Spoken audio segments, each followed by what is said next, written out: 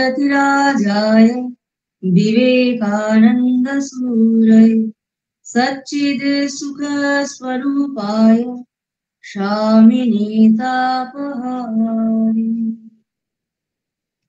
দেববাণী পাঠ এবং আলোচনা আমাদের চলছিল।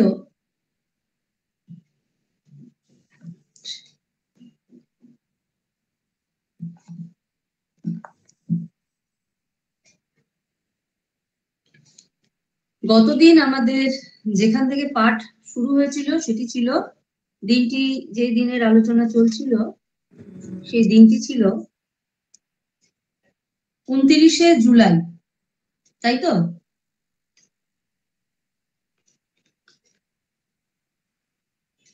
হ্যাঁ মা, 29শে জুলাই সোমবার। 29শে জুলাই সোমবার। সেই দিনের পাঠটি আমাদের হয়েছিল ওই দিনই অপরাহ্নে। এর যে পাঠ বা আলোচনা, যে আধ্যাত্মিক নির্দেশ বা আলোচনার মধ্যে দিয়ে স্বামীজি তাদের জ্ঞান চক্ষু উন্মিলিত করেছিলেন, ওই দিন অপরাহ্ন বলে লেখা। আমরা সেখান থেকে আজকে পাঠ করব।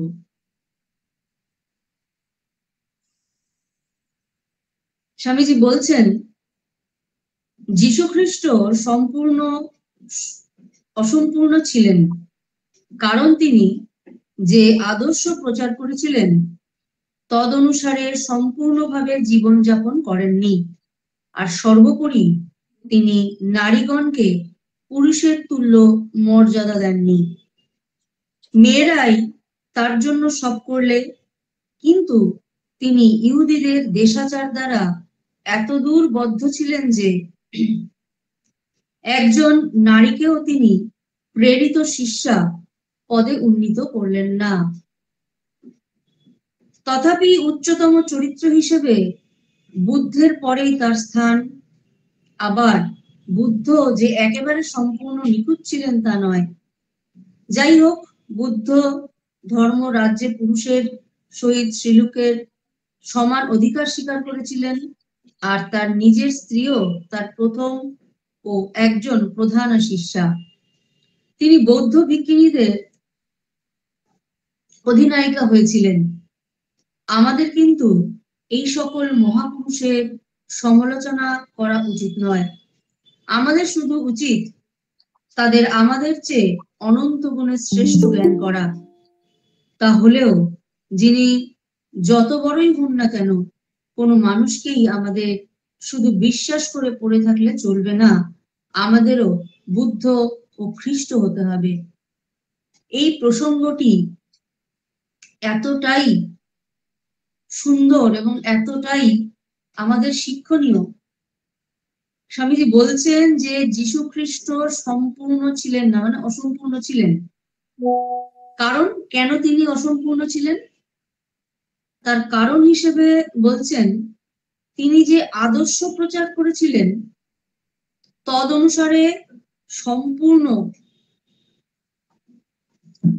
অনুসারে সম্পূর্ণভাবে জীবনযাপন তিনি করেননি। অর্থাৎ যে আদর্শ তিনি নিজে প্রচার করেছিলেন কি, যে পৃথিবীর সকলেই বা পৃথিবীর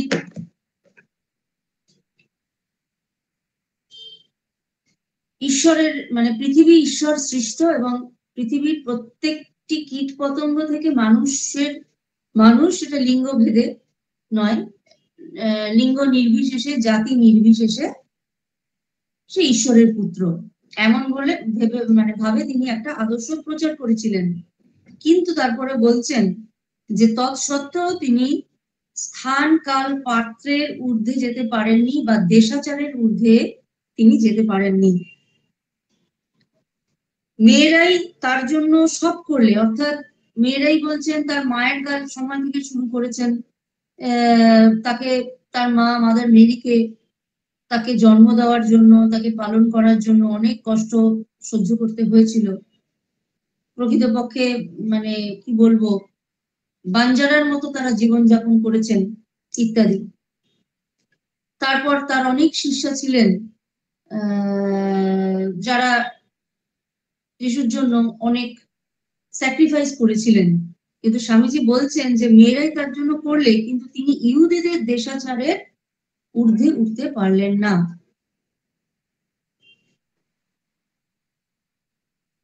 একজন নারীকেও তিনি প্রেরিত শিষ্য পদে উন্নীত করলেন না।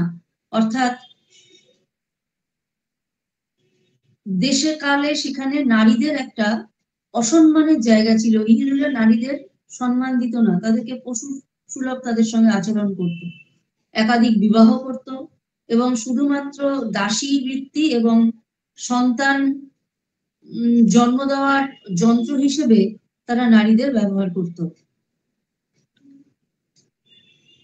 এবং তারা যে কোনো উচ্চ আধ্যাত্মিক সম্ভাবনা তাদের থাকতে পারে বা উচ্চ আধ্যাত্মিক পদে তারা উন্নীত হতে পারে বা উচ্চ আধ্যাত্মিক চিন্তা ভাবনা তারা করতে পারে, এমন ভাবনাও ইহুদিরা করতেন না। এবং যার ফলে সেখানে মাতৃজাতির অবমাননা সবসময় হতো। কিন্তু স্বামীজি বলছেন তিনি জিসাস কিন্তু সেটা করলেন না। এখন কেন করলেন না, কি প্রসঙ্গ, সেই প্রসঙ্গটা আমাদের আলোচনার বিষয় নয়। স্বামীজি বলছেন সেটা আমাদেরও আলোচনার বিষয় নয়। তিনি করলেন না, কি করলেন না? প্রেরিত শিষ্য। এর মধ্যে অনেকেই প্রেরিত শিষ্য মানে ডাইরেক্ট তার দ্বারা দীক্ষিত বা ঈশ্বর প্রেরিত এমন কিছু মানুষ যারা জিসাসকে পৃথিবীর সর্বত্র ছড়িয়ে দেবে বা পৃথিবীর সর্বত্র তার বাণী প্রচার করবে, এমন প্রেরিত শিষ্য বলে কিছু তিনি নির্ধারণ করেছিলেন। কিন্তু তাদের মধ্যে কেউই নারী ছিলেন না। তথাপি তার চরিত্র বুদ্ধের পরেই তাকে ধরা হয় সারা পৃথিবীতে। আবার বুদ্ধের কথা বলতে গিয়েও তিনি বলেছেন যে তিনিও সম্পূর্ণ ছিলেন না, কিন্তু তবু তিনি নারীকে সম্মান দিয়েছিলেন এবং তার প্রথম এবং প্রধান শিষ্যাই ছিলেন, নারী শিষ্যাই ছিলেন তার স্ত্রী। এবং এই স্ত্রী পরবর্তী ক্ষেত্রে তিনি ভিক্ষুণীদের অধিনায়িকা হয়েছিলেন ইত্যাদি। এখন কি প্রসঙ্গে স্বামীজি তাদের অসম্পূর্ণতা ছিল এই কথাটি উল্লেখ করেছেন সেটি আমাদের আলোচ্য বিষয় নয়। স্বামীজিও সেই বিষয়ে আর বিশেষ কিছু আলোচনা করেননি এইখানে, হয়তো অন্য কোথাও কোনো ভাবে করেছিলেন। যাই হোক, তারপর বলছেন যে বুদ্ধ ধর্ম রাজ্যে পুরুষের সহিত স্ত্রীলোকের সমান অধিকার ছিল। তিনি তার স্ত্রীকেও করেছিলেন, কিন্তু এই সকল মহাপুরুষদের সমালোচনা করা উচিত নয়। এরপরের যে কথাটি স্বামীজি বলছেন, আমাদের শুধু উচিত তাদের আমাদের চেয়ে অনন্ত গুণে শ্রেষ্ঠ জ্ঞান করা। তিনি এটা করেননি বলে, তিনি ওটা করেননি বলে তাকে সমালোচনা করা এবং তাকে আমাদেরই সমগোত্রীয় অথবা আমাদেরই নিজেদের আমাদের মতোই বলে ভাবাটা, এটার বলছেন যে এটা ভাবাটা উচিত নয়। তিনি অনন্ত গুণে তারা আমাদের থেকে শ্রেষ্ঠ। তারপর বলছেন তাহলেও যিনি যত বড়ই হন না কেন, কোনো মানুষকেই আমাদের শুধু বিশ্বাস করে পড়ে থাকলে চলবে না। বলছেন তাদেরকে তোমরা শ্রদ্ধা করো, কিন্তু তাকে শ্রদ্ধা করে তাকে মস্তকে ধারণ করো, যে তার গুণাবলীগুলো বা তিনি মহাপুরুষ ছিলেন, তার যে গুণাবলীগুলো আমাদেরকে মুগ্ধ করছে, আমাদের আকর্ষণ করছে এবং ঈশ্বর পথে চালিত করছে, সেই গুণাবলীগুলির অধিকারী হওয়ার চেষ্টা করো। তারপরে যেটা বলছেন, আমাদেরও বুদ্ধ ও খ্রিস্ট হতে হবে। অর্থাৎ বুদ্ধ আর খ্রিস্টের পূজা নয়, আমাদেরও বুদ্ধ এবং খ্রিস্টের মতো হতে হবে বা বুদ্ধ বা খ্রিস্ট হতে হবে। বলছেন এই দুটো একটা পদ, বিশেষ কিছু গুণাবলী থাকলে এই পদগুলো লাভ করা যায়। এগুলো কোনো ব্যক্তি বিশেষ নয়, বুদ্ধ কেউ ব্যক্তি বিশেষ নয়, খ্রিস্টকে কেউ ব্যক্তি বিশেষ বলে তিনি উল্লেখ করছেন না। যারা এই বৈশিষ্ট্যগুলোর অধিকারী হয়েছেন তারাই এই বুদ্ধত্ব বা খ্রিস্টত্ব লাভ করেছেন। এইটি স্বামীজি বলছেন যে আমাদের তারা সেই গুণগুলোর অধিকারী হওয়া প্রয়োজন। এরপর বলছেন কোনো ব্যক্তিকেই তার দোষ বা অসম্পূর্ণতা দেখে বিচার করা উচিত নয়। কোনো ব্যক্তিকে তার দোষ বা অসম্পূর্ণতা দেখে বিচার করা উচিত নয়। মানুষের যে বড় বড় গুণগুলি দেখা যায় সেগুলি তার নিজের, কিন্তু তার দোষগুলি মনুষ্য জাতির সাধারণ দুর্বলতা মাত্র। সুতরাং তার চরিত্র বিচার করবার সময় সেগুলি কখনো গণনা করতে নাই। বলছেন কোনো বিশেষ মানুষ, তাদের বিশেষ বিশেষ গুণ রয়েছে, সেগুলি হচ্ছে তাদের বৈশিষ্ট্য। কিন্তু কিছু বিশেষ বিশেষ মানুষ, যে মানুষগুলির মধ্যে যে দোষগুলি রয়েছে সেগুলি কিন্তু তার বৈশিষ্ট্য না, সমগ্র মনুষ্য জাতির বৈশিষ্ট্য। অর্থাৎ সে তো মানুষ, সমগ্র মনুষ্য জাতির বৈশিষ্ট্যটা যেটা সাধারণ বৈশিষ্ট্য সেটা তো তার মধ্যে থাকবেই। সেইটাকে নিয়ে বিচার করার কোনো প্রয়োজন নাই। কিন্তু সাধারণ মানুষকে অতিক্রম করে যে বৈশিষ্ট্যগুলি যে মানুষগুলোকে অসাধারণ করে তোলে, সেই অসাধারণ বৈশিষ্ট্যগুলি দিয়ে বা তার গুণগুলিকে দিয়ে তাকে বিচার করা প্রয়োজন। আচ্ছা, এই ক্ষেত্রে আমাদের বুঝতে হবে তাহলে এমন কি ব্যাপার দাঁড়ালো যে, আচ্ছা 1 মিনিট, তাহলে এমন কি বিশেষ দাঁড়ালো যে যেইটি দ্বারা আমরা সাধারণ মানুষের থেকে একটি বিশেষ মানুষকে বা একটি মহান মহান মানুষকে আলাদা করতে পারি, সেগুলো হচ্ছে বিশেষ বৈশিষ্ট্য। আর এই বৈশিষ্ট্য কোনো মানুষকে বিচার করতে গেলে সাধারণ যা যা ধর্ম মনুষ্য জাতির আছে সেগুলো তো থাকবে, দোষ গুণ ইত্যাদি থাকবে, দোষ থাকবে, কিন্তু গুণগুলি প্রত্যেকের নিজের নিজের আলাদা, সেই হিসেবে তাকে বিচার করা। যেমন আমরা যদি এটি কিন্তু উনি কোথায় বসে বলছেন, বসে বলছেন কিন্তু পাশ্চাত্যে বসে। এই ক্ষেত্রে বুঝতে হবে তাহলে আমাদের মধ্যে যে দোষগুলো রয়েছে যেগুলো সমগ্র মনুষ্য জাতির মধ্যে আছে, আর মনুষ্য জাতির মধ্যে কেন আছে, কারণ সে ডোমেস্টিক অ্যানিমেলের মধ্যে মানুষ পড়ছে, সোশ্যাল অ্যানিমেলের মধ্যে মানুষ পড়ছে, ওয়াইল্ড অ্যানিমেল নয়, সোশ্যাল অ্যানিমেল। অ্যানিমেলের যে প্রবৃত্তিগুলি, যে বৈশিষ্ট্যগুলি যেমন আছে তেমনি মানুষের মধ্যে, প্রত্যেকটি মানুষের মধ্যে আছে। তাহলে এই যে কাম, ক্রোধ, লোভ, হিংসা, বাসনা ইত্যাদি গুলো যেগুলি সাধারণ মানুষের মধ্যেও আছে, সেইগুলিকে তাহলে জয় করার কথা ভারতীয় শাস্ত্রে বলা হয়েছে কেন, সেগুলোকে পাড়ে দিয়ে ঈশ্বর লাভের কথা বলা হয়েছে কেন, সেখানে বলতে হবে এই সেইগুলিকে ওয়েলকাম করা এবং সেগুলোকে ওভারকাম করা, অর্থাৎ সেগুলোকে মেনে নেওয়া এবং সেগুলিকে সঙ্গে নিয়ে এগিয়ে সেগুলোকে সংযত করে রাখা, এই কনসেপ্টটা কিন্তু ভারতে। তার জন্য ভারতে ব্রহ্মচর্য পালন ইত্যাদি ইত্যাদি নিয়মগুলি আছে, কিন্তু পাশ্চাত্যে কিন্তু সেগুলি নেই। ব্রহ্মচর্য, সংযম ইত্যাদি গুলো সেই সময় তারা তাদের কনসেপ্টের বাইরে। তাই তাদের ক্ষেত্রে স্বামীজি বলছেন দোষগুলো থাকবে, থাক, গুণগুলোকে দেখো। আর ভারতবর্ষের কনসেপ্ট হচ্ছে দোষগুলো আছে সেগুলোকে ইরেজ করতে থাকো, ধীরে ধীরে ইরেজ করতে থাকো, ইরেজ করতে থাকো, করতে করতে করতে করতে একটা সময় সেগুলো থাকবে কিন্তু একটু ঝাপসা হয়ে যাবে, গুণগুলো স্পষ্ট হয়ে উঠবে এবং তুমি পশুত্ব থেকে মনুষ্যত্ব এবং মনুষ্যত্ব থেকে দেবত্বে উত্তরিত হতে পারবে। আর পাশ্চাত্যদের ক্ষেত্রে স্বামীজি বলছেন যে তোমার দোষগুলো আছে সেগুলো থাক, সেগুলো মনুষ্য জাতির ধর্ম, এগুলো থাকবে, তুমি তার সাথে গুণগুলোও রাখো, এই গুণ দিয়ে মানুষকে বিচার করো। এরপর বলছেন ইংরাজি ভার্চু শব্দটি সংস্কৃত শব্দ বীর শব্দ থেকে বা বীরা শব্দ থেকে এসেছে, কারণ প্রাচীনকালে শ্রেষ্ঠ যোদ্ধাদেরই লোকে শ্রেষ্ঠ ধার্মিক বলে বিবেচনা করত। বলছেন ইংরাজি ভার্চু শব্দ থেকে যে সংস্কৃত বীরা এই বার্তুটা এসছে সংস্কৃত বীরা এই শব্দটি থেকে, এবং এই শব্দটি প্রাচীনকালে শ্রেষ্ঠ যোদ্ধাদেরই লোকে শ্রেষ্ঠ ধার্মিক বলতো। এখন প্রশ্ন, কেন বলতো? যোদ্ধারাই কি সত্যিকারের ধার্মিক হয়? একমাত্র অর্জুনই কি তাহলে যোদ্ধা? বা বলা যেতে পারে যে কুরুক্ষেত্রের যুদ্ধে যারা করেছিলেন একমাত্র তারাই যোদ্ধা এবং তারাই ধার্মিক ছিল? এই যোদ্ধাকেই ধার্মিক বলার পেছনেও সেটা সম্পূর্ণরূপে ভারতীয় কনসেপ্ট।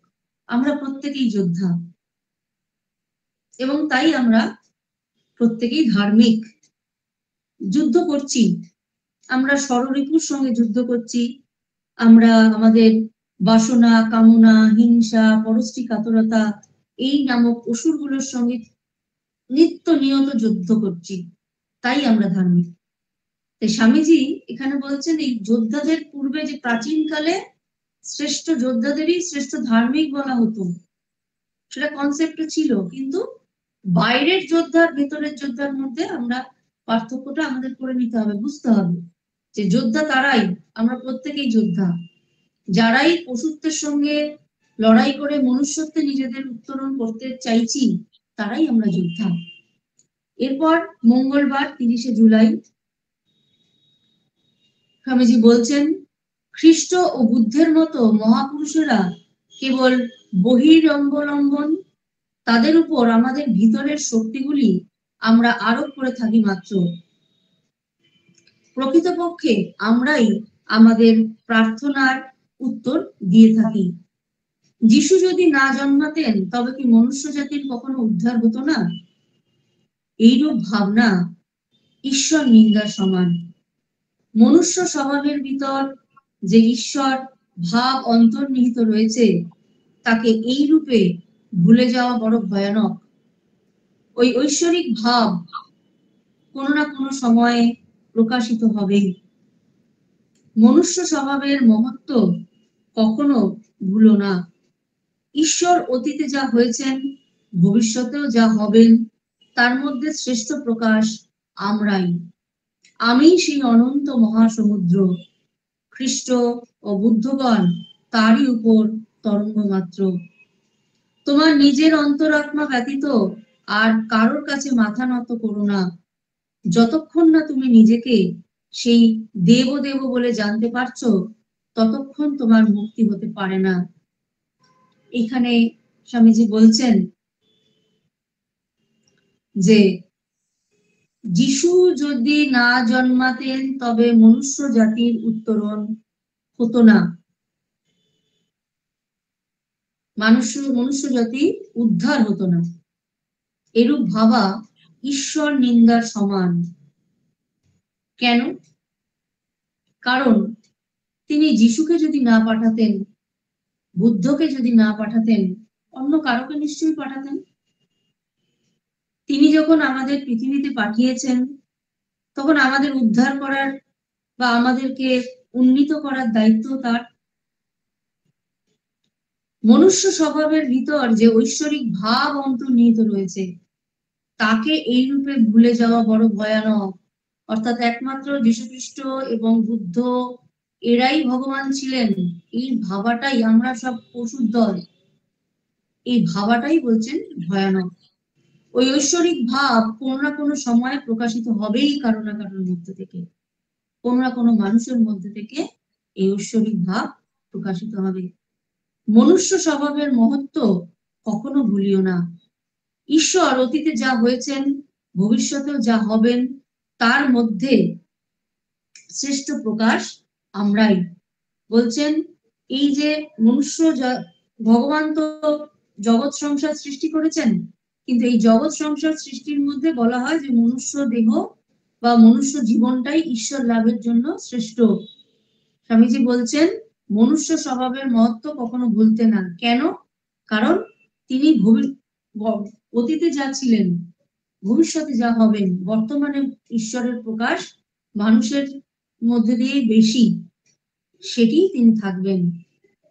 এরপর বলছেন আমি সেই অনন্ত মহাসমুদ্র, অর্থাৎ আমি বলতে সোহম, সেই আমি। এখানে আমি বলতে স্বামীজি নিজেকে বলছেন না, প্রত্যেক আমিকে বলছেন বা সমষ্টি আমিকে বলছেন।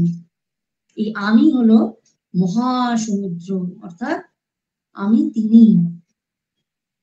শুধুমাত্র খ্রিস্ট ও বুদ্ধগণ তারই উপরের তরঙ্গ মাত্র।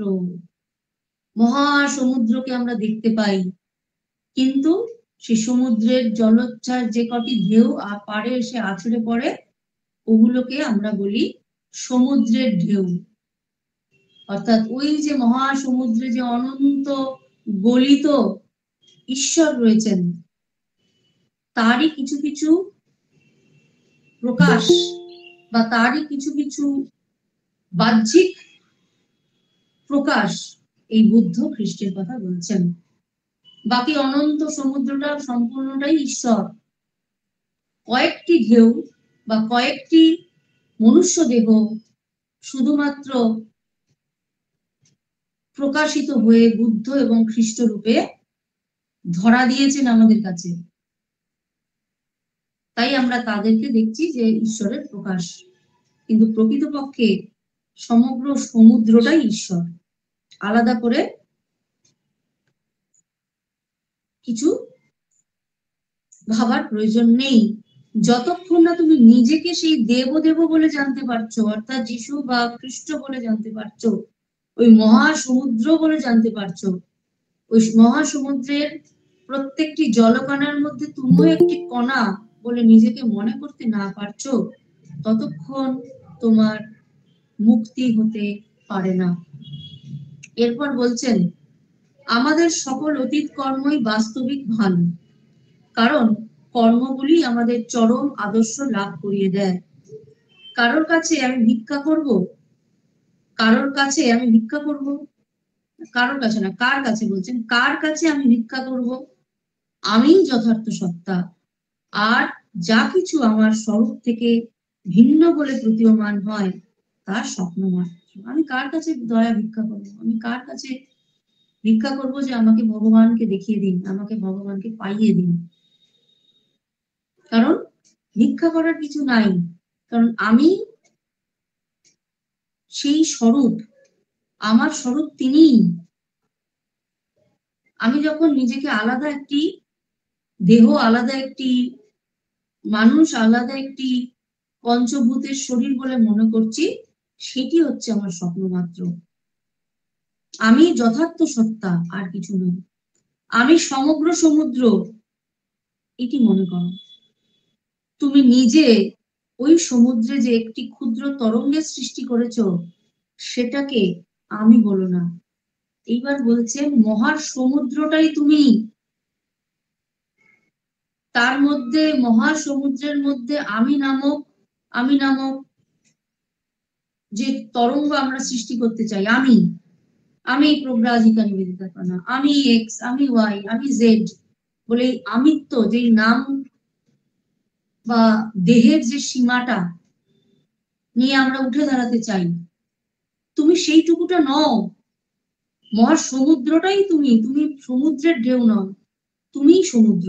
স্বামীজি বলছেন সেইটা অনুভব করো।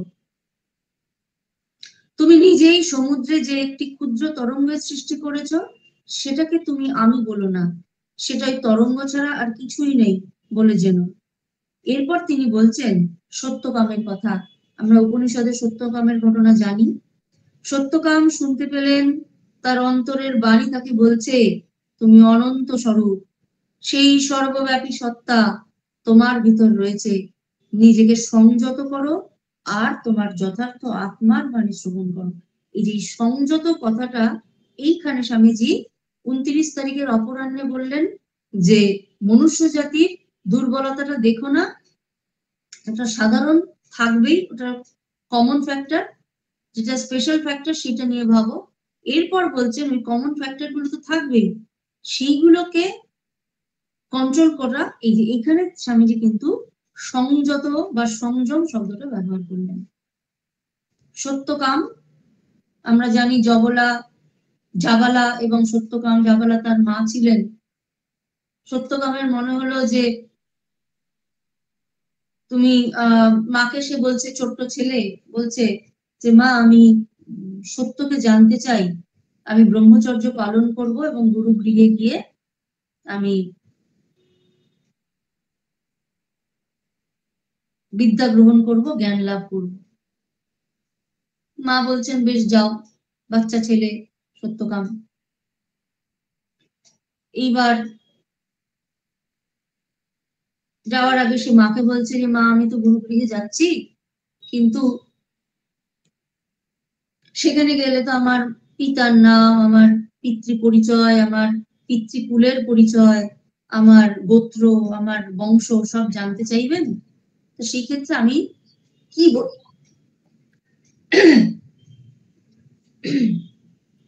সেই ক্ষেত্রে আমি কি বলবো? মা বলছেন দেখো বাবা, আমি যুবা বয়সে বহু পরিবারের দাসীবৃত্তি করেছি, তাদেরকে সেবা দিয়েছি, এবং এক সময় তাদের সেবা দিতে দিতে এক সময় আমি তোমাকে পুত্র রূপে লাভ করেছি। আমি আমার যখন যেভাবে সেবা দেওয়ার প্রয়োজন আমি বিভিন্ন স্থানে ঘুরে ঘুরে সেবা দিতাম, তাই তোমাকে আমি লাভ করে আমি ধন্য বলে মনে করেছি, এবং প্রকৃতপক্ষে তোমার এই পিতা বা তোমার বংশ পরিচয় কি হবে সেটি আমিও জানি না। তাই তুমি মাতৃ পরিচয় বড় হও, এবং তুমি গুরুকে গিয়ে বলো, তোমার গুরু যিনি তাকে গিয়ে তুমি বলো যে তুমি তোমার পিতার পরিচয় তুমি তোমার নেই, তুমি তোমার মাতৃ পরিচয়ে বড় হচ্ছ, হবে, মানে মাতৃ পরিচয় এই। সত্যকাম সে গেল গুরু গৃহে, কুটিরে, জঙ্গলে। মা গুরুর কাছে গিয়ে বলছেন যে আমি আপনার কাছে বিশেষভাবে শিক্ষা গ্রহণের জন্য আগ্রহী, আপনি আমাকে শিষ্যরূপে গ্রহণ করুন, শিষ্যরূপে গ্রহণ করুন। গুরু তখন তার পিতৃ পরিচয়, তার বংশ পরিচয়, তার কুল পরিচয় জানতে চাইলেন। তখন সত্যকাম, সত্যবাদী, সে তার সত্য উদ্ঘাটন করে বলল যে মা আমার সেবিকা ছিলেন, তাই তিনি বিভিন্ন জায়গায় ঘুরে ঘুরে সেবা দিতেন, এবং তিনি আমাকে লাভ করেছিলেন এই সেবা দিতে গিয়ে। তাই তিনি প্রকৃতপক্ষে জানেন না যে আমার পিতাকে, কিন্তু আমি সত্যের সন্ধানে এসেছি, আমি সত্যের সন্ধান নিয়েই এখান থেকে ফিরব। এইটুকু বাচ্চা ছেলে এরকম সত্য পরায়ণতা দেখে, সত্যের নিষ্ঠা দেখে গুরু সত্যি খুব ইমপ্রেসড বা খুব আহ্লাদিত হলেন যে এইটুকু শিশু, এতদিন আমি অনেক ছোট ছোট বাচ্চা রাজ পরিবারের সন্তানদের পড়িয়েছি, ঋষি পুত্রদের শিক্ষাদান করেছি, কিন্তু এইরকম সত্যে আট বা সত্যের প্রতি নিষ্ঠা নিয়ে কেউ আমার কাছে শিক্ষা গ্রহণ করতে আসেনি। গৌতম মুনি জড়িয়ে ধরলেন তার শিষ্য, তাকে শিষ্যরূপে গ্রহণ করে সত্যকামকে জড়িয়ে ধরলেন এবং বললেন আজ থেকে তুমি তোমার মাতৃ পরিচয়ই তোমার পরিচয় হবে, যাও তুমি সঙ্গীত নিয়ে আসো, এবং সঙ্গীত দিয়ে আমি আজকে তোমাকে শিষ্যরূপে বরণ করে নেব।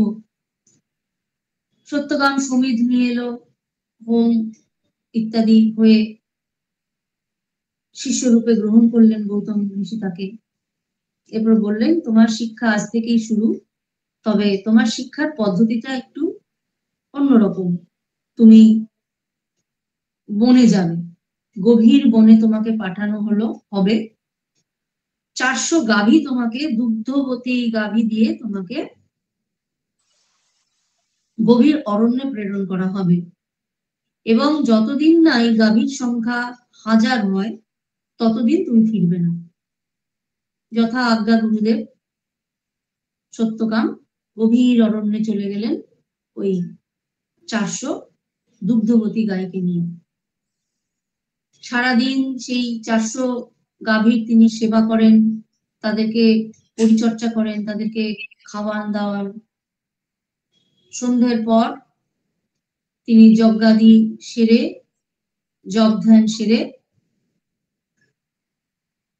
আহার গ্রহণ করে নিদ্রা যান। এইভাবে বছরের পর বছর, বছরের পর বছর, বছরের পর বছর কেটে যাচ্ছে। গাভীদের সেবায় যেমন কোনো ত্রুটি সত্যকাম করছেন না, তেমনি ঈশ্বরের প্রতি তার যে আকর্ষণ সেটিও তার কম হচ্ছে না। তাই তার তপস্যা এবং যজ্ঞাদি সেটিও তার কমতি হচ্ছে না, একইভাবে একই পরিমাণে বরং দিন দিন বাড়ছে। এইভাবে তার চলছে। একদিন তিনি যজ্ঞ কুণ্ড আগুন প্রজ্বলিত করে যজ্ঞ করছেন, যজ্ঞ শেষ হয়েছে, হোম শেষ হয়েছে, তিনি বসে আছেন। তখন তিনি প্রায় যৌবনে পা দিয়েছেন। সেই সময় অগ্নিদেব তাকে, বায়ুদেব তাকে এক বৃষ রূপে তার সামনে এলেন এবং তাকে বললেন যে তোমার তপস্যা এবং তোমার ধৈর্য এবং তোমার অধ্যবসায় সত্যি আমরা সকলেই অভিভূত। তোমার এই 400 গাভী 1000 হয়ে গিয়েছে, তাই তুমি এখন গুরু গৃহে ফিরে যেতে পারো। সত্যকাম সত্য, গাভী তো 400 থেকে 1000 হয়ে গিয়েছে এবং তারা বেশ হৃষ্টপুষ্ট এবং তারা দুধ দিতে একেবারে রীতিমতো তারা যোগ্য হয়ে উঠেছে। পবনদেব বললেন যে দেখেছ, তারা 1000 হয়েছে, এবার তুমি ফিরে যেতে পারো। তবে তোমার যে ব্রহ্মজ্ঞানের তৃষ্ণা, এই তৃষ্ণার প্রথম একটি পাঠ তোমাকে আমি দিতে পারি। যে 4টে দিক দেখছো, 4 দিক হচ্ছে ব্রহ্মের 4টি পাদক। তার নানান দিকে নানান বৈশিষ্ট্য রয়েছে, নানান জ্ঞান রয়েছে, নানান রকমের নানান মায়াও আছে, আবার মায়া থেকে পারে যাওয়ার বিষয়ও আছে। এরপর ধীরে ধীরে তুমি যত এগোতে থাকবে, কেউ না কেউ এসে তোমাকে ব্রহ্মজ্ঞানের প্রত্যেকটা 4টে পাঠের মধ্যে ধীরে ধীরে ধীরে ধীরে একটি একটি করে পাঠের জ্ঞান তোমাকে, বা 4টে পাঠ পদ চাই, সেই 4টে পদ কেউ না কেউ তোমাকে এই জ্ঞানটা দিতে থাকবে। তুমি এগিয়ে চলো। এরপর সত্যকাম এগিয়ে চলেছেন। কখনো অগ্নিদেব, কখনো বরুণদেব,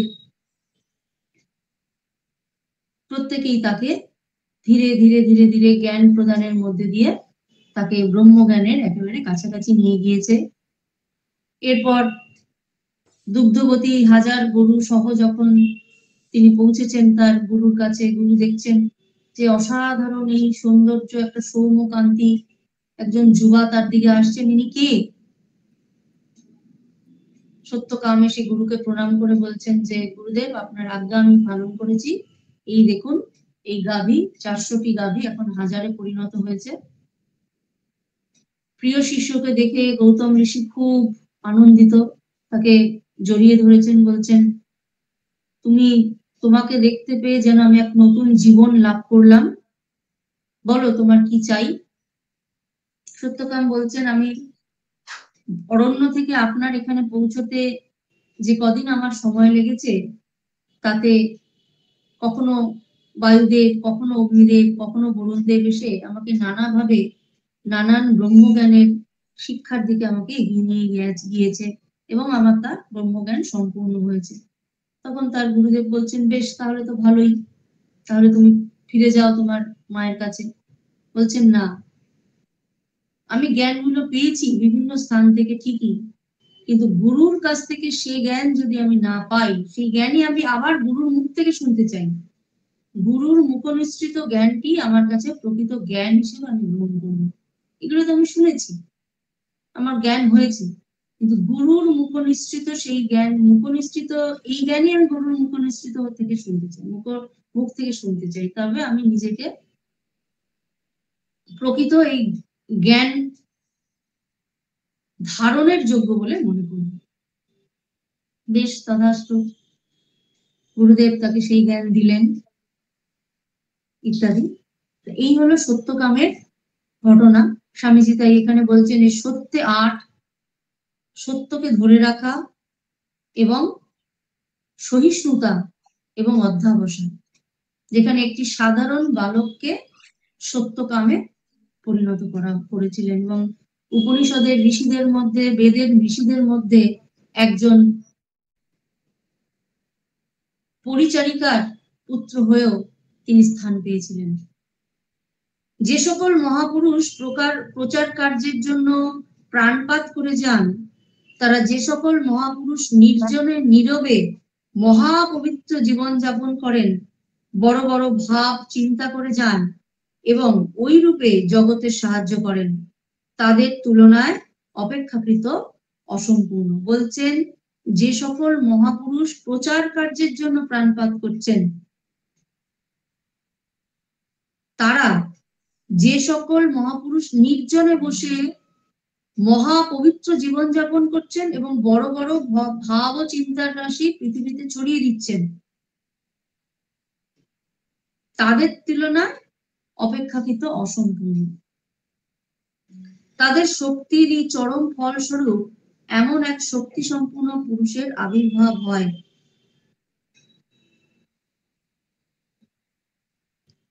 আচ্ছা, অপেক্ষাকৃত অসম্পূর্ণ। এবার বলছেন এই সকল শান্তিপ্রিয় নির্জনবাসী মহাপুরুষ একের পর এক আবির্ভূত হন, শেষে তাদের শক্তিরই চরম ফলস্বরূপ এমন এক শক্তি সম্পূর্ণ পুরুষের আবির্ভাব হয়। বলছেন যারা এই শক্তি ছড়িয়ে দিচ্ছেন পৃথিবীতে, এক আবির্ভাবের পরই একটা সময় প্রবল শক্তি সম্পূর্ণ মহাপুরুষের আবির্ভাব হন, যিনি সেই তত্ত্বগুলো চারিদিকে প্রচার করে যান। এবার বলছেন যে এই যে প্রচার কার্যটা যারা করছেন এবং যারা শুধুমাত্র বসে ঈশ্বর চিন্তা করছেন এবং ঈশ্বরের কাছে প্রার্থনা করছেন সমগ্র জগতের মঙ্গলের জন্য, তারা অনেক বেশি সম্পূর্ণ। কাউকে তিনি ছোট করেননি, কিন্তু তারা অনেক বেশি সম্পূর্ণ, কারণ তাদের ডাকেই বারংবার ভগবান অবতার রূপে পৃথিবীতে অবতরণ করেছেন। জ্ঞান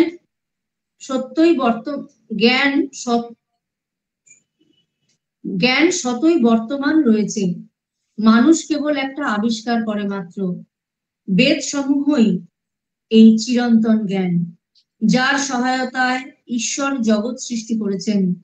ভারতের দার্শনিকগণ উচ্চতম দার্শনিক তত্ত্ব বলে থাকেন আর এই প্রচন্ড দাবি করে থাকেন। বলছেন যে জ্ঞান সতই বর্তমান, সততই রয়েছেন, কোথাও লুকিয়ে নেই জ্ঞানটা। আমরা কখনো কখনো কিছু পাঠের মাধ্যমে, কোনো কিছু চিন্তনের মাধ্যমে, কোনো কিছু শোনার মাধ্যমে আমরা সেটি আবিষ্কার করে ফেলি মাত্র। বেদও তাই বলছেন। তাই বেদের জ্ঞান চিরন্তন, যার সহায়তায় ঈশ্বর জগৎ সৃষ্টি করছেন। ভারতের দার্শনিকগণ উচ্চতম দার্শনিক তত্ত্ব বলে থাকেন এবং এই উচ্চতম দার্শনিক সূত্রটা ভারতীয়দের মুখ থেকেই নিঃসৃত হয়েছে। আজকে এই পর্যন্ত। এবার যদি কারোর কিছু প্রশ্ন থাকে তাহলে তোমরা করতে পারো।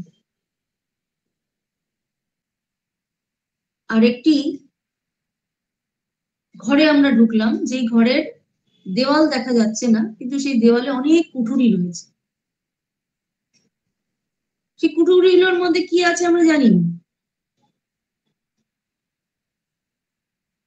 আর তার সামনে অনেকগুলো পর্দা দেওয়া রয়েছে। এবার আমি লোহাটা নিয়ে যাচ্ছি, হয়তো ওই দেওয়ালের গা বেয়ে যাচ্ছি যাচ্ছি যাচ্ছি যাচ্ছি, একটা জায়গায় গিয়ে দেখা গেল সেই লোহার ট্যাবলেটটা তার সাথে আটকে গেল। কি হলো, আটকে গেল কেন বুঝতে পারছি না, টানাটানি করছি, খুলছে না। আবার টানাটানি কাছে খুলছে না, আটকে যাচ্ছে কেন? পর্দাটা যখন সরালাম দেখা গেল তার মধ্যে ম্যাগনেটটা রয়েছে, তাই সেই লোহাটাকে টেনে ধরেছে, এবং লোহা আর ম্যাগনেটের যেই একে অপরের সঙ্গে এসছে তখনই আকর্ষণ হয়েছে, এবং আমরা যেই পর্দাটা সরালাম বুঝে গেলাম আরে এখানে তো ম্যাগনেট রয়েছে, তাই লোহাটাকে সে টেনেছে। তো এই যে ম্যাগনেটটা লুকিয়ে বসেছিল, লোহাটাও লুকিয়ে বসেছিল তা নয়, ম্যাগনেট ম্যাগনেটের জায়গায় ছিল, লোহা লোহার জায়গায় ছিল। লোহাকে বলে দিতে হলো না ওখানে ম্যাগনেট আছে, আর ম্যাগনেটকেও বলে দেওয়া হলো না দেখো বাবা ওখানে লোহাটা আসছে তুমি টানো। ম্যাগনেট ম্যাগনেটের জায়গায় রয়েছে, যেই লোহাটা তার কাছে এলো একে অপরকে টানতে শুরু করলো, ম্যাগনেটটা টেনে নিল লোহাকে। কেন হলো? পর্দাটা আমি সরিয়ে দিলাম। ঠিক আমাদের মধ্যেও স্বামীজি বলছেন যে জ্ঞানটা রয়েছে, কিন্তু সেটা আমরা উদ্ঘাটন করতে পারি না, কারণ আমাদের জ্ঞানের যে ওপরে সেই পর্দা দেওয়া রয়েছে। তাই সেটি যখন আমরা কোনো পাঠের মাধ্যমে শুনি বা কোনো বইতে পড়ি বা কোথাও সেটি দেখতে পাই, তখনই যেন ক্লিক করে যায় আরে এইটা তো এইটার সাথে মিলে গিয়ে সঙ্গে সঙ্গে বিষয়টা আমরা আবিষ্কার করে বুঝে ফেলি, এবং তখন ওইটি সম্পর্কে আমার জ্ঞান হয়ে যায়। এমন নয় যে বাইরে ওই জ্ঞানটা চুপ করে বসেছিল, যেই আমি ওকে বইতে পড়লাম টপ করে এসে আমার মাথার উপরে লাফ দিয়ে বসে বললেই আমি এসে পড়েছি, তা নয়, ওটা ছিল বাইরের সঙ্গে ওর যখনই কন্ট্যাক্ট হলো তখনই ওপরের যে পর্দাটা সরে গিয়ে সেই জ্ঞানটা আমরা প্রাপ্ত হয়ে গেলাম। আমি যে এটাই বলতে চেয়েছি। এবার বুঝতে পেরেছি। হুম, প্রণাম নেবেন। প্রণাম। মাতাজি প্রণাম নেবেন। ওই প্রণাম। পশুত্ব থেকে দেবত্বে উন্নীত হওয়ার ওই জায়গাটা আরেকবার বলুন। পশুত্ব থেকে দেবত্ব, স্বামীজি বলছেন ধর্ম আর কিছুই নয়, পশুত্ব থেকে দেবত্ব এবং দেবত্ব থেকে পশুত্ব থেকে মনুষ্যত্ব এবং মনুষ্য থেকে দেবত্বে উত্তরণ, এটি হলো ধর্ম, আধ্যাত্মিকতা, যাই বলি না কেন। তাই আমরা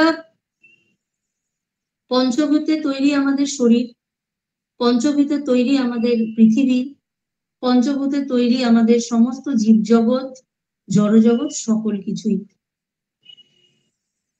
তাই আমরাও তো একটা সময় পশুর মতোই জীবনযাপন করেছি, অরণ্যে জঙ্গলে, ঠিক শুধুমাত্র খাদ্যের জন্য, শুধুমাত্র একটু আশ্রয়ের জন্য ঘুরে বেরিয়েছি। তখন একটি সাধারণ শৃগালের সঙ্গে বা সাধারণ একটি বাঘ বা হাতি বা কোনো কিছুর সঙ্গে আমাদের বিশেষ কিছু পার্থক্য ছিল না। ওরাও শিকার করে খেত, আমরাও শিকার করে খেতাম। ওরাও প্রাকৃতিক দুর্যোগে শেল্টার খুঁজতো, আমরাও শেল্টার খুঁজতাম। তাই এই যে পঞ্চভূতের যে গুণাবলী বা পঞ্চভূতের যে বৈশিষ্ট্য যেমন ওদের মধ্যেও কাজ করে, আমাদের মধ্যেও কাজ করে। সত্যতম রজ যেমন ওদের মধ্যেও আছে, আমাদের মধ্যেও আছে, তবে ওরা সত্যের ঠিকানাটা পায় না। রজ আর তমটা ওদের মধ্যে প্রবল, এবং সেটারই সন্ধান ওরা পায়, ওরা সেইভাবেই জানে। কিন্তু আমরা মানুষ হয়েছি যখন, আমাদের মধ্যে যে সত্যের ভাব আছে সেটা আমরা ওই আদিম যুগেই পেয়েছিলাম। তাই কোনো পশু বা কোনো পাখি কিন্তু প্রকৃতির পূজা শুরু করেনি, মানুষের মাথায় প্রথম এলো যে এদের দ্বারা যখন আমি শেল্টারও পাচ্ছি, আবার এই প্রকৃতি যখন আমাদের ধ্বংসলীলা শুরু করছে তখন সব শেষ করে রেখে দিচ্ছে, তার মানে এই হচ্ছে এমন কিছু সুপ্রিম পাওয়ার যাকে তুষ্ট করা প্রয়োজন। তখনই মানুষ তার পূজা শুরু করলো, কোনো পশু কিন্তু পূজা শুরু করেনি। আদিম মানুষই প্রথম পূজা শুরু করেছে, বা তাদের হৃদয়ের শ্রদ্ধা জ্ঞাপন করেছে, বা তাদের ভয়টাকে জয় করার জন্য কোনো একটি অদেখা আশ্রয়, যার পেছনে একটি মানে কোনো একটি প্রতীকের পেছনে বা কোনো একটি গাছ পাথর ইত্যাদির পেছনে যে কোনো একটি সুপ্রিম পাওয়ার রয়েছে তার কাছে মাথা নত করেছে। এই হচ্ছে পশুত্ব থেকে মনুষ্যত্বে হাঁটার হাঁটাটা শুরু হলো মানুষের। পশুত্ব থেকে নিজেদেরকে একটু আলাদা করা শুরু হলো যখনই তার মধ্যে এই বোধটা জাগরিত হলো। কোনো পশু ভাবেনি যে আমাদের একটি প্রচন্ড বিদ্যুৎ চমকাচ্ছে বা প্রবল বা বজ্রপাত হচ্ছে, প্রবল জলোচ্ছ্বাস হচ্ছে, তখনই গিয়ে আমি তাকে পুজো করে মাথা নত করে পুজো করি, তবেই সে শান্ত হবে। মানুষের কামের মধ্যে সেটি প্রথম এসছে যে এইরকম যেখানে আমি শেল্টার খুঁজছি সেখানেই যখন এরকম খেপে উঠেছে, আমাদেরকে মানে ধ্বংস আমাদের এগিয়ে আসছে, তখন তার কাছে আমরা মাথা নত করি। এই যে বুদ্ধিটুকু, এই যে বিবেকটুকু, তখন মানুষের মধ্যে সে আদিম হতে পারে, উলঙ্গ আদিম মানুষ, সেই আমরা হরপ্পা মহেঞ্জোদারোর আরো আগে যে আদিম মানুষ আমরা যেটাকে বলি, বন মানুষ যেটাকে বলা হয়, আদিম মানুষ যারা চেহারা একেবারে অনেকটা শিম্পাঞ্জির মতো ছিল, সেই সময় থেকে তাদের মধ্যে এই বোধটা এসেছে। আশা থেকেই তো তারা গুহা চিত্র শুরু করেছে, একটা প্রতীককে ধরতে চেয়েছে। গুহায় থাকতো, ইট দিয়ে পাথর দিয়ে, ইট নেই পাথর দিয়ে, পাথরের গায়ে তারা চিত্র আঁকছে। এই যে চিত্র আঁকা, এই যে ভাবনাটা, দেবদেবীর চিত্র আঁকা, সেই দেবদেবীর চিত্রের সঙ্গে হয়তো এখনের দেবদেবীর চিত্রের কোনো মিল খাবে না, কিন্তু ওই যে একটা সুপ্রিম পাওয়ার কেউ আছে, তার চিত্র আঁকি, তারা চিত্র আঁকতে পারছে। এইখান থেকেই মনুষ্যত্ব, পশুত্ব থেকে দেবত্ব। কোনো পশু তো ছবি আঁকে না, মানুষ ছবি আঁকতে শুরু করলো। মানে তার বাইরের যে চেহারাটা অন্য পশুদের মতো হলেও তার ভেতরে যে অন্য কেউ আছেন, ভেতরে যে অন্তরে অন্তঃস্থলে কেউ বসে আছেন, এই রিয়েলাইজেশনটা তখন থেকেই হয়েছে যে আমার ভেতরে কোনো হাতি, কোনো বাঘ, কোনো শ্রীগাল কি ছবি এঁকেছে? আঁকেনি। তাহলে ছবি আঁকার কনসেপ্টটা কোথা থেকে এলো? আমার ভেতরে কেউ একজন আছেন যে ছবি আঁকাচ্ছেন। ছবি মানে ওই আঁকিবুকি করতে করতে, কিন্তু আঁকিবুকির কনসেপ্টটাও এসছে সেখান থেকে। কোনো পশু তো আঁকিবুকি করবে না, সেটা বুঝতে হবে। সেইখান থেকেই এই শুরু, পশুত্বের থেকে নিজেদেরকে আলাদা করা, নিজেদেরকে একটু উন্নীত করা, মনুষ্যত্বের দিকে এগোনো। এরপর ধীরে ধীরে মানুষ আরো সভ্য হয়েছে, আরো সভ্য হতে হতে যখন তার মধ্যে বিবেক জাগরিত হয়েছে, তখন সে সিভিলাইজড হয়েছে, সভ্যতা গড়ে উঠেছে। এই হচ্ছে চলছে। তারা পশুত্ব থেকে মনুষ্যত্বে এসছে, আমরা কি তাহলে মানুষের ঘরে মানুষ হয়ে জন্মেছি? না, আমরাও জন্মেছি পশুত্ব নিয়ে, কিন্তু মনুষ্যত্বের বৈশিষ্ট্য নিয়ে। একজন যদি পণ্ডিত, তার ঘরের কোনো একজন সন্তান জন্মায়, সে বলবে আমি তো এত সব বেদ উপনিষদ পড়ে ফেলেছি, তাহলে এর আর পড়ার দরকার নেই, ও আমি যতটুকু শেষ করেছি ও তারপর থেকে শুরু করবো। তা তো নয়, ওকে তো আবার সেই পশুত্ব থেকে মনুষ্যত্বে এগোনোর শিক্ষা দেওয়া হয়। এই মনুষ্যত্বে এগোনো হচ্ছে ধীরে ধীরে বিবেক জাগরিত হবে।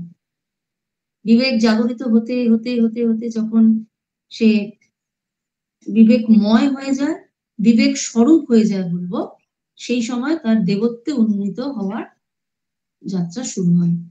তাই আমরা এখন প্রত্যেকেই মনুষ্যত্বের যাত্রা করছি। পশুত্ব থেকে আমরা মনুষ্যত্বে এসেছি এবং মনুষ্যত্বের যে যাত্রাটা সেটা আমরা এখন করছি এবং দেবত্বের দিকে যাওয়ার চেষ্টা করছি,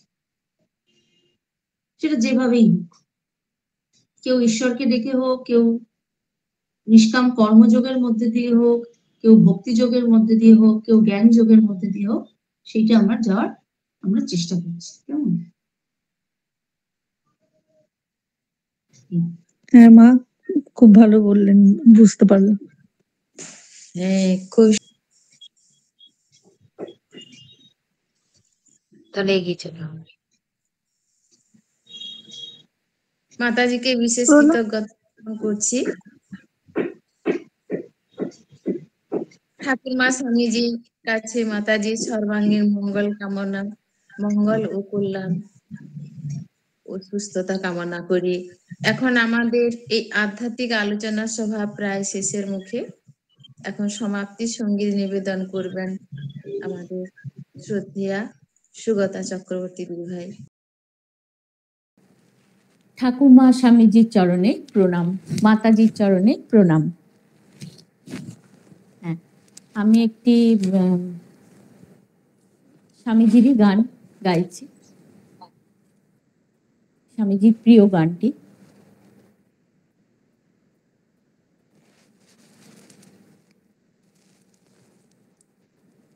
যে তৃষা জাগিলে তোমারে হারাবো, সে তৃষায় আমার জাগায় না।